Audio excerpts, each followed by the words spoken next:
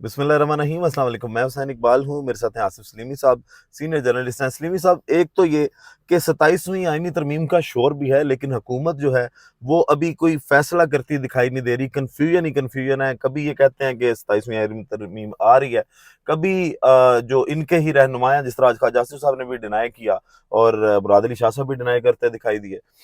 एक तो ये कि लगता यूं है कि कोई प्लान है, लेकिन अभी बताना नहीं चाह रहे। उसके साथ साथ आज सुप्रीम कोर्ट ऑफ पाकिस्तान में जो सारे जज बैठे, 16 जजेस, फुल कोर्ट इजलास था आज।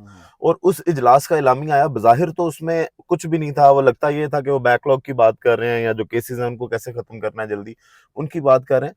लेकिन उस इलामिया में शायद एक बड़ा क्लियर मैसेज और भी आया कि डोमिनेंसी जो है वो आज दिखाई दी, डोमिनेंट दिखाई दी है। जस्टिस मंसूर शाह साहब जो जद्दा से ऑनलाइन उस इजलास में जिन्होंने शिरकत की, और अलामिया भी अगर आप देखें तो उसमें 3 बार मंसूर शाह साहब का नाम है और 2 बार जो है वो चीफ जस्टिस साहब का नाम आया, या अफरीदी साहब का।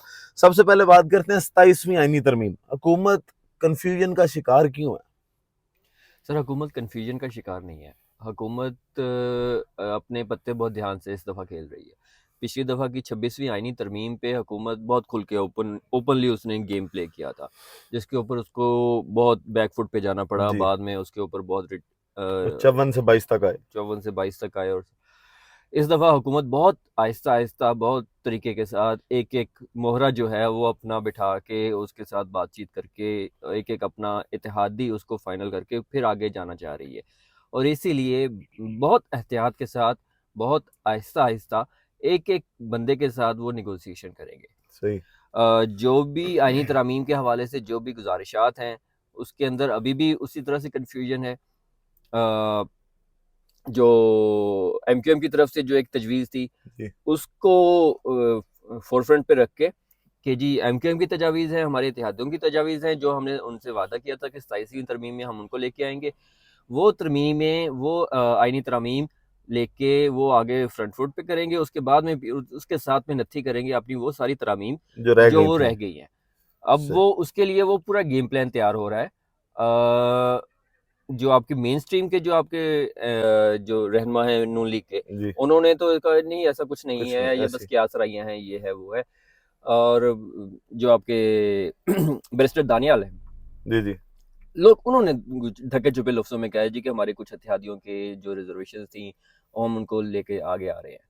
तो आ तो रही है, कुछ ना कुछ तो है जिसके ऊपर ये सारा काम हो रहा है। और एक दो दिन के अंदर इंशाल्लाह ये आपको सारा कुछ तेजी आती क्लियर हो, दिखाई देगी इसमें फिर सब से। कुछ क्लियर हो जाएगा। लेकिन क्या अभी भी मामला तो वैसे ही है कि इस बार हो सकता है कि जो आईनी तरमीम करवाना चाहते हैं इनसे, उन्होंने इनको कहा हो कि पिछली बार भी आपने फिटे मुंह किस्म की तरमीम की है, हमारी रह गई है, हमारे वाली रह गई है असल में, तो अब उसको भी जो है वो अंदर शामिल करें। हो सकता है अभी वाकई हुकूमत के पास कोई चीज ना हो वैसी।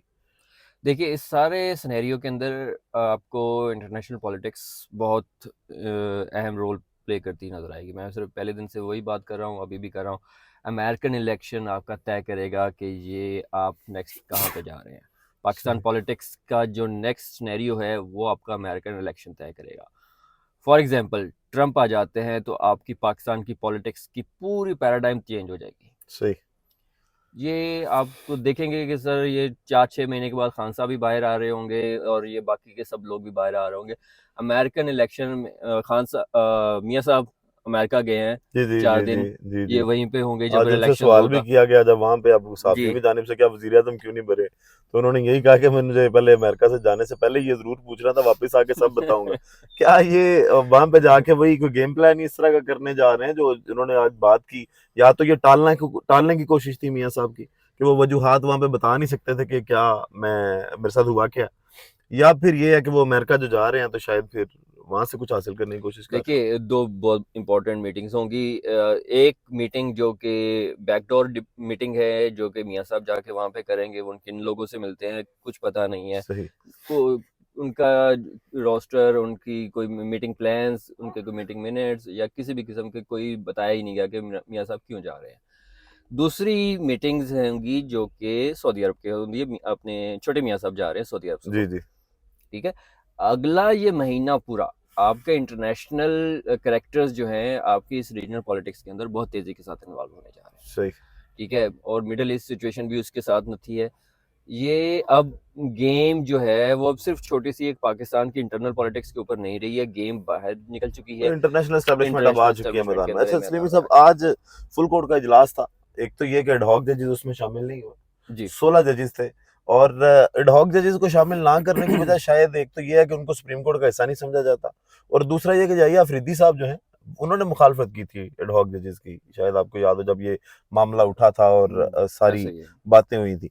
दूसरा मैसेज क्या था आज के उस एलामिया के अंदर? आज फुल कोर्ट का जाहिर तो यही कहा गया कि वो जो केस मैनेजमेंट है उसको बेहतर किया जाए, और साथ जो कोई 59,400 कुछ केसेस हैं जी उनका जल्दी से जल्दी उनको कैसे हल किया जाए, क्योंकि ये उस दिन भी बताया था कि सबसे बड़ा चैलेंज नए चीफ जस्टिस ऑफ पाकिस्तान के लिए यही है। एक तो इसके बारे में बताइएगा, दूसरा ये कि अब 7 नवंबर को एक तश्कील होनी है उसकी, जुडिशल कमीशन की, जुडिशल और कमीशन की वो तश्कील बैठ के होगी। जिसने बाद में आईनी बेंचेस के मामला जो है उसको पूरा करना है। तो इस सारे मामले को कैसे देखें? क्या मंसूर शाह साहब की सीनियोरिटी जो है वो लग रहा है कि उसकी वजह से डोमिनेट कर रहे हैं, उनका जरा ज्यादा इसमें नजर आ रहा सर ऑब्वियसली मंसूर शाह साहब याया अफरीदी साहब नंबर 3 पे थे, है? जी जी। ठीक है, मंसूर शाह साहब नंबर 1 पे थे, और मुनीब साहब नंबर मुनीब 2 पे साहब थे। नंबर 2 पे थे। डोमिनेंस मंसूर मंसूर शाह साहब बिल्कुल कर रहे हैं।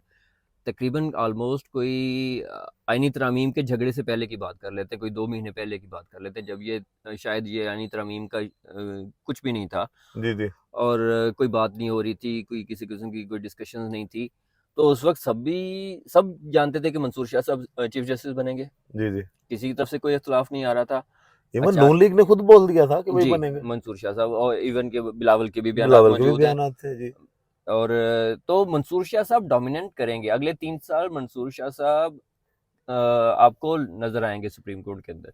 मतलब आप एक छोटी सी फिगर्स उठा के देख लें कि अगले 3 साल के अंदर याहिया अफरीदी की रिटायरमेंट तक आपको तकरीबन 7 से 8 आपके जो जजेस हैं वो रिटायर हो जाएंगे, लेकिन मंसूर शाह साहब और जस्टिस मुनीब आपको सुप्रीम कोर्ट के अंदर नजर आएंगे। जी जी। ठीक है, आपके जो अगली आपकी जो बनेगी 3 लोगों का जो एक सीनियोरिटी जो सीनियरिटी लिस्ट नाम जाएंगे बनेगी, नाम जी। जाएंगे, उनमें आपके मंसूर शाह साहब और जस्टिस मुनीब दोनों शामिल हैं। वही ना, बज़ाहिर ऐसे लगता है कि गले पड़ गई है ये 26वीं आईनी तरमीम और हुकूमत के जो उनके प्लान थे। अब देखें बाकी ये वैसे भी थोड़ा अजीब लगता है कि जो सीनियर जजेस हैं वो अब एक जूनियर जज के अंडर काम करेंगे, ये थोड़ा सा अजीब सुनने को भी लगता है।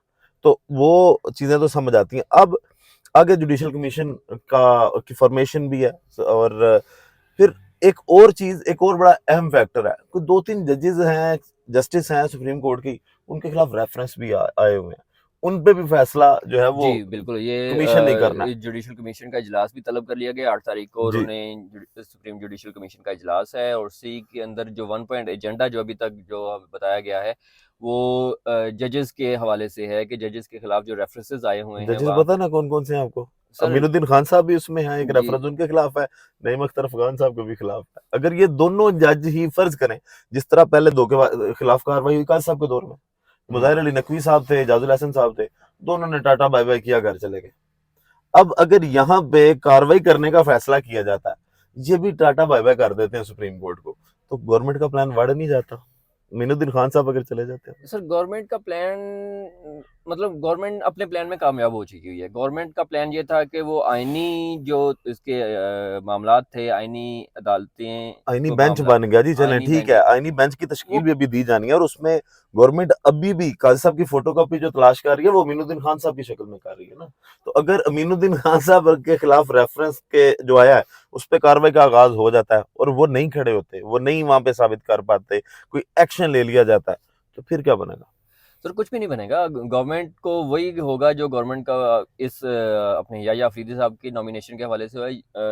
मतलब ये जो 3 जजेस का पैनल था, जी क्योंकि आप 5 जजेस के पैनल को तो कॉल नहीं कर सकते थे, तीन जी जजेस में से आपको लेना था। 3 जजेस में से उनको जो बेस्ट चॉइस मिल सकती थी वो याया अफरीदी थी, कि याया अफरीदी साहब गवर्नमेंट के खिलाफ कोई केस नहीं उठाएंगे, याया अफरीदी साहब इनके खिलाफ कोई ऐसा मामला नहीं करेंगे। अमीनुद्दीन साहब को वो नहीं ले सकते थे, जस्टिस अफगान को नहीं वो ले सकते थे। तो अब आगे जाके वो ये कोशिश उनकी यही है कि जस्टिस अमीनुद्दीन जो हैं वो आईनी बेंच के सरबराह बन जाए। ताकि वो जो मामलात हैं इनके इलेक्शन कमीशन वाले या जितने भी दूसरे मामलात हैं, लेकिन मतलब लेकिन आपको वो जो कौन सा वाला केस था, पीटीआई वाला जो केस है, वो जो रिजर्व सीट्स वाला रिजर्व जो सीट्स केस है, वाला रिजर्व मुस्लिम सीट सजेस्ट वाले केस के अंदर जस्टिस याह्या का ही फैसला आप जो है उठा के देख लें। जस्टिस याह्या ने तो सीधा साधा कहा था कि ये जो 41 सीटें हैं वो ये पीटीआई की हैं, पीटीआई की हैं, बाकियों ठीक का है। जो है वो 39 की जो सीटें हैं उन्होंने सिर्फ एक रिजर्वेशन दी थी कि यार इसका फैसला हम नहीं करेंगे, इसका फैसला सुप्रीम इलेक्शन इलेक्शन कमीशन करेगा। कमीशन करेगा। इलेक्शन कमीशन जब फैसला करके आ जाएगा फिर हम बैठ के देखेंगे इसको क्या करना है। जी तो उनको मतलब हमें इन्होंने जो जस्टिस याह्या का जो स्टांस है वो अभी भी यही है कि हम खुद से कोई फैसला नहीं करेंगे, आप लोग फैसला कर लें, आप लोग तय कर लें, उसके बाद वो आ जाए हमारे पास, हम बैठ के फिर उसके बाद फिर देख लेंगे कि आपने सही फैसला किया या गलत फैसला किया। पहले आप लोग फैसला करें। अभी भी ये आगे चल के यही मामला रहेगा, सुप्रीम कोर्ट के अंदर भी यही मामला रहेगा। इलेक्शन कमीशन का केस हो या कोई भी आईनी केस हो या हुकूमत का कोई केस हो, आपको ये सुप्रीम कोर्ट का जो माहौल है आईनी बेंचेस या आईनी केसेस को छोड़ के आपको ये नज़र आता रहेगा कि ये जो केसेस चलेंगे ये बड़े स्मूथ और साफ सुथरे से केसेस चलेंगे। और अभी जो आज का जो फुल कोर्ट इजलास जो इजलास हुआ जी है सुप्रीम कोर्ट के जजेस का, उसके अंदर एक चीज़ उन्होंने तय कर ली कि जी उनके ऊपर जो छाप लग रही है जी कि हम जज केसेस बहुत हैं, 60,000 केसेस पड़े हुए हैं, ये है वो है, वो उन्होंने पहले फर्स्ट प्रायोरिटी के अंदर तय कर लिया है जी कि हम ये बैकलॉग खत्म करेंगे। ठीक। और 8 छोटे छोटे बेंचेस, बेंचेस बनाएंगे और छोटे छोटे एक बेंचेस एक दो बना दो के जजेस उन्होंने के कहा तीन जी कि तीन इसको जजेस बस के। निकालते जाएं, बैकलॉग खत्म करते जाएं। और उम्मीद है कि आगे वाले दिनों के अंदर आपको सुप्रीम कोर्ट की जो आज की तारीख में 60,000 तकरीबन ऑलमोस्ट केसेस हैं, 59,000 समथिंग, अगले 2 और 3 महीने के अंदर ये आधे से भी कम रह जाएंगे। चलिए अच्छी बात है। और सुप्रीम कोर्ट में बहुत सी छापें हैं जो जस्टिस यही अफरीदी साहब को जो है वो उतारनी पड़ेंगी, खत्म करनी पड़ेंगी। बहुत शुक्रिया आपके वक्त सलीमी साहब।